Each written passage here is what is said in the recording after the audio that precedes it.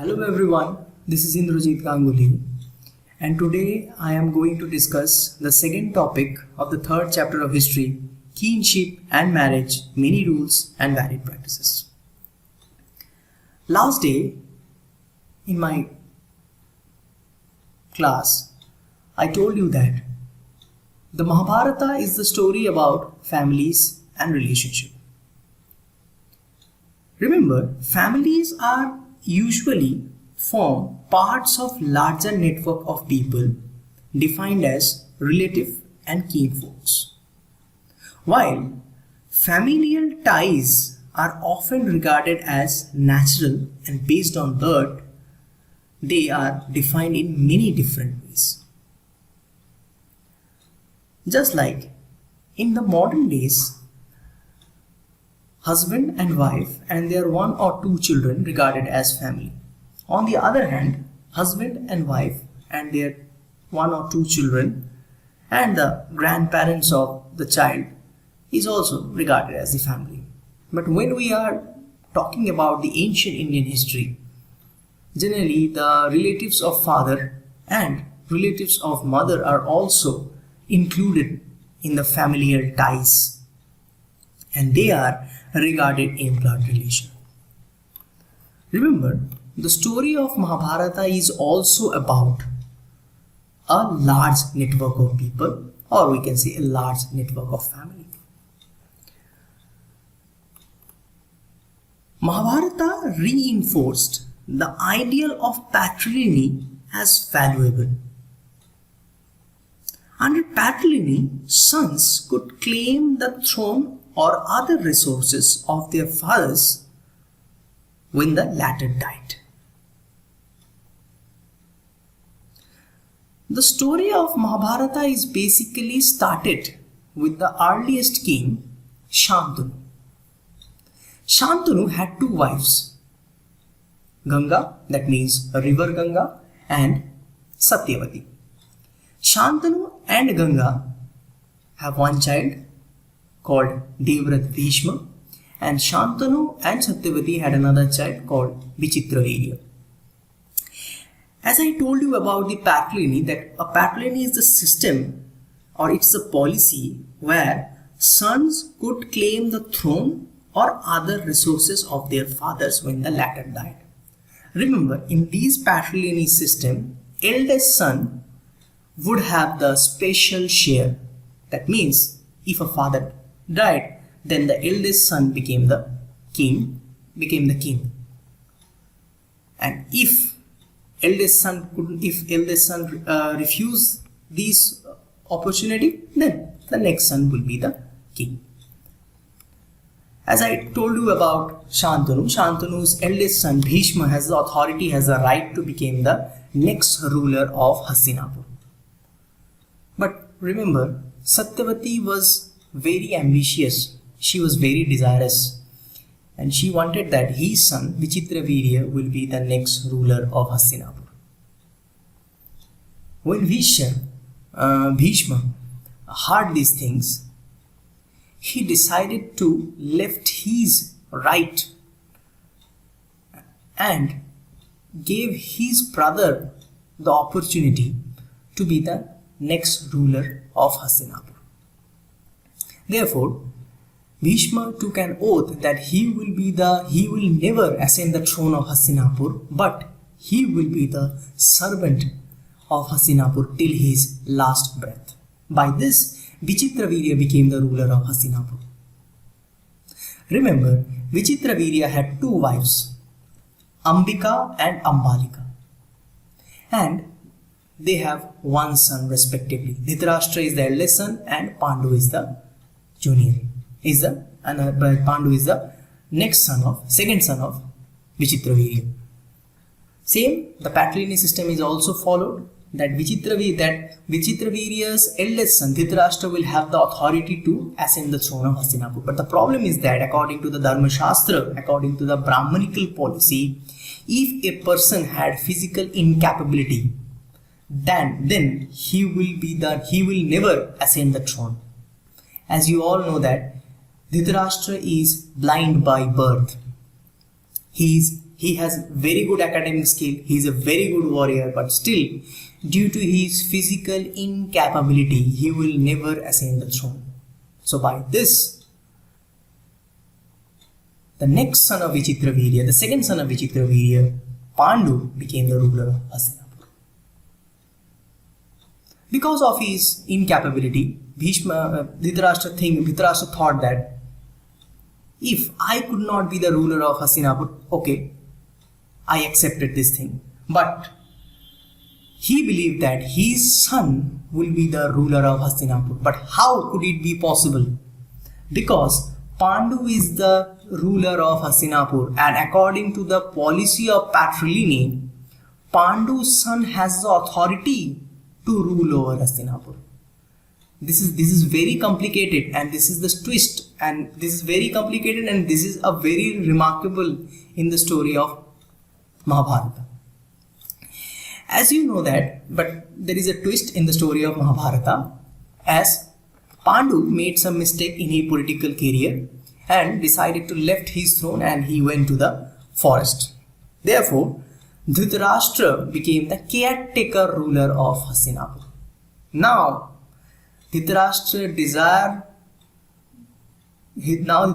became very desirous, and he believed that if Gandhari will give the first son, the first successor of Hastinapur, then definitely his son will be the obvious ruler of Hastinapur. But this is the irony of the fortune of Dhritarashtra. Pandu got his child earlier, and according to the policy of patrilineal, all the sons of Pandu has the right to take over the property and territory of Pandu. In this way, the rivalry has been started between two cousin brothers, Kauravas and Pandavas. Generally, the story of Mahabharata is the main base of the story of Mahabharata. Okay, when we are talking about brothers, the condition of daughters are not so good. Daughters had no claims to the resources of the household. Also, marrying them into families outside the king was desirable. Kanyadan, or gift of a daughter in marriage, was an important religious duty of the father. From 500 BCE, codes of social behavior were compiled in Dharmasutras and Dharmashastras written in Sanskrit. The most important Dharmashastra was Manusmriti, compiled between 200 BCE and 200 CE. Codes of social behavior were given by the Brahmanas. There were 8 forms of marriages, of which the first 4 are considered as good, while the remaining were condemned. In this, you can see that I discussed you about the 4 types of marriages, that is endogamy, exogamy, polygyny and polyandry. Endogamy, that is marriage within a unit or marriage within a kin group. That means a Brahmana boy married with a Brahmana girl, a Kshatriya boy married with a Kshatriya girl. This is called marriage within a unit or a same caste group. Next one is exogamy, that is marriage outside the unit. These type of marriage is also called intercaste marriage. That means a Brahmana girl marry a Kshatriya girl. Next, polygyny, man having several wives. This system is also known as polygamy. Next one is polyandry, woman having several husbands. I think you know about it, that Draupadi, there is an instance in the story of Mahabharata that Draupadi having 5 husbands. Okay, next one, a very important, that is that determine the social condition of a woman during the time of Mahabharata, the Gotra of women. Classify people in terms of Gotra, all those who belong to the same Gotra regarded as his descendants. Now the question is, what is Gotra? If all the Hindu peoples they are having Gotra. Suppose you know that my surname is Ganguly and my Gotra is Shavarna Gotra. There are different types of Gotras are there. I hope you maybe recognize this. That Kashyap Gotra, Bharadwaj Gotra. Okay, this is different types of Gotras are there. How Gotras are important? Suppose when you are going to a temple, a priest asks for your Gotra. What is your Gotra? If you are going to give for Puja Archana, for Puja Anjali, then a priest will ask for your Gotra. During the time of marriage, Gotra is very important, because during the time of marriage, a girl must left her father's Gotra and adopt her husband's Gotra. Remember, the same Gotra people will not marry, because it was against the rule of Brahmanical rituals. But there is some exception. In case of Sadhavahana ruler, it was evident that many of the wives of Sadhavahana rulers retained the names of their father Gotra as against Brahmanical rule. Just example as Gautama, Vashishta. They never accepted their husband's Gotra. They are retained their father's Gotra. Just like the modern society. If you know that in the modern society, generally there are a few women are generally a few women are there. They never accepted their husband's surname, right? They are carrying with their father's surname. Some women are also there. They are carrying two surnames. One is father's surname, and another one is husband's surname. So in modern days, these things are generally going on. But in ancient time, there is also exceptions are there, because there are also exceptions are there when the generally women, they never contained their husband's surname, husband Gotra, but they are carrying with their father's Gotra. While the son are also following their mother's Gotra. I think you know that in India and all over the world, generally son or daughter, they has to carry the father's surname and father's Gotra. Just like you are carrying your father's Gotra, definitely. And when you will having a son or daughter, then he or she will having your Gotra or your surname.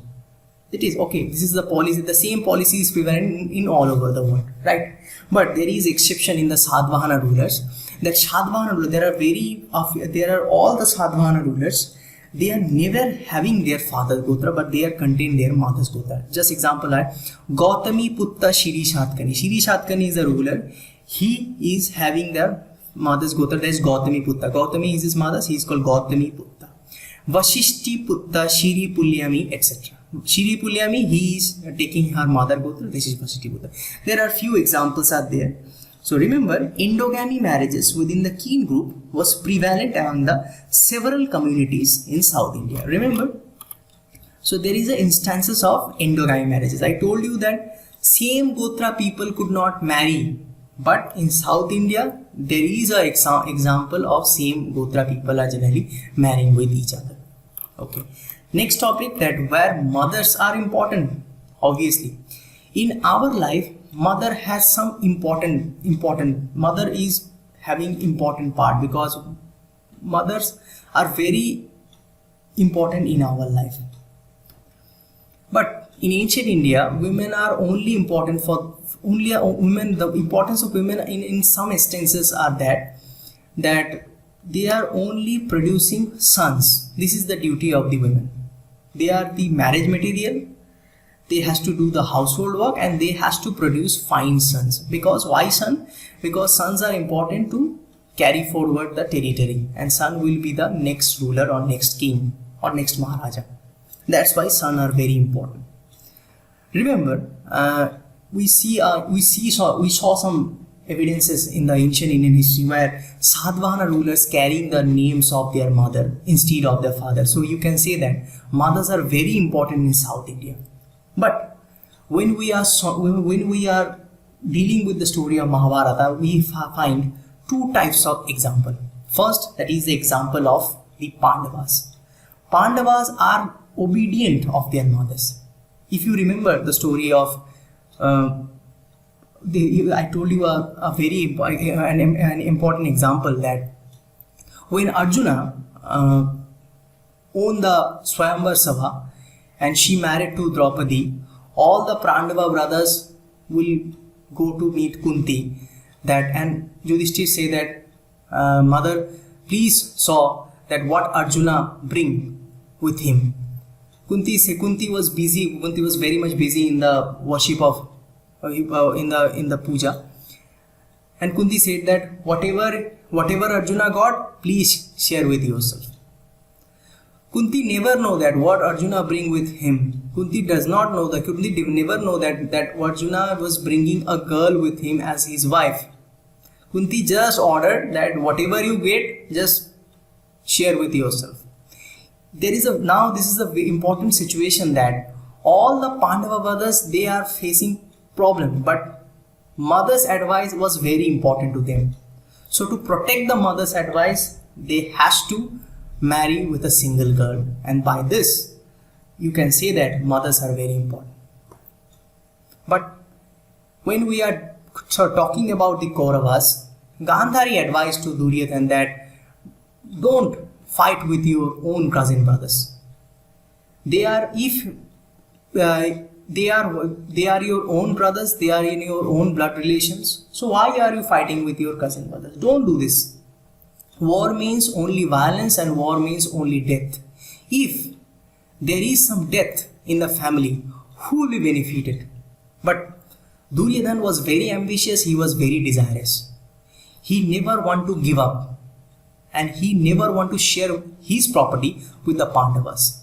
So he totally disobeyed his mother's advice and go for the war. So in this way, in the story of Mahabharata, you can also assess that how the women are also important. Okay. From the next classes, I will tell you about the social differences in the society, how the different caste group, how the condition of the different caste groups, and how their lives are changed, how their lives were changing in the time of Mahabharata. Thank you and have a nice day.